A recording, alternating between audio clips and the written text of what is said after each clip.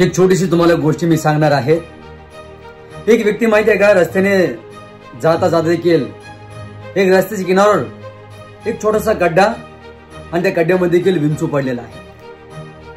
तो विंचू खूप प्रयत्न करतो बाहेर निघण्यासाठी। मग याने काय केला, याला दया आला त्या व्यक्तीला, तुम्ही चला आपण त्या विंचूला बाहेर काढू। जसे तो विंचूला बाहेर काढण्याचे प्रयत्न करतो, तो विंचू याला चावतो। पुन्हा तो बाहेर काढण्याचे प्रयत्न करतो, विंचू काय करतो, याला चावतो।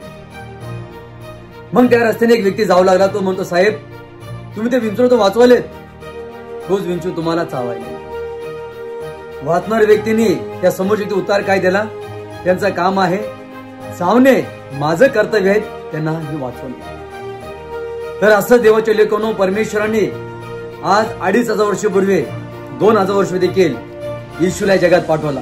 योहानचे पुस्तक 3 अध्याय वचन 16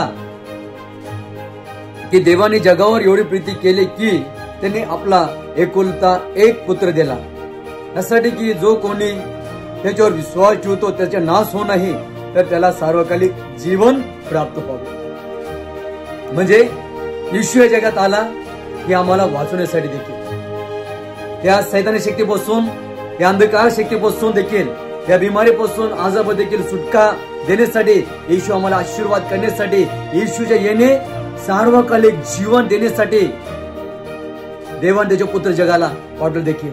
तर देवाचे प्रेरक येशू तुम्हाला जीवन देण्यासाठी प्रभू तुमच्यासाठी अपमान सहन केला, हे कोडे कालेत, त्याचे तुकले गेलेत, निंदा झाला, छेड झाला, अपमान केलेत, शेवटपर्यंत देखील येशूने आमच्यावर प्रेम दाखवलं। उलट येशू देखील त्याचे अपमान होऊ लागला, उलट प्रभूने कोणा चिंता नाही केला परमेश्वर। बायबल सांगतो की देवाने जगावर प्रीती केला। जर तुम्ही कुठल्या समस्यामध्ये असाल, कुठल्या परिस्थितीमध्ये असाल, देव तुम्हाला वाचवण्यासाठी येशू जगात आला। तुम्ही कोणी असाल, कोणी विश्वास कराल, तुम्ही हिंदू असाल, मुसलमान असाल, ख्रिश्चन, ईसाई असाल, देखील बायबल सांगतो की देव नर और नारी ही परमेश्वर निर्माण केले। प्रभूकडे येऊन देखील आमचं धर्म परिवर्तन होत नाहीये, आमचं जीवन परमेश्वर परिवर्तन करतो, आमचं जीवन बदलतो परमेश्वर देखील।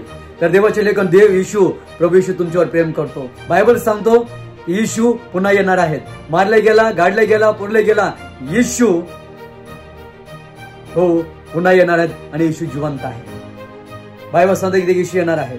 शेवटपर्यंत येशूने आमच्यावर प्रेम केला, पुरुषावर अपमान, निंदा सहन केला, कारण की त्याने मारलेत, ते नाकारलेत, धिक्कारलेत, पण येशू कोणाला उलटा बोलले नाही। शेवटपर्यंत येशूने आमच्यावर प्रेम प्रगट केला। जर तुम्ही युट्यूबचा चॅनल तुम्ही सबस्क्राईब, लाईक केला असेल, शेअर केला असेल, देखील लाईक करा, कमेंट करा, शेअर करा। प्रभू तुम्हाला आशीर्वाद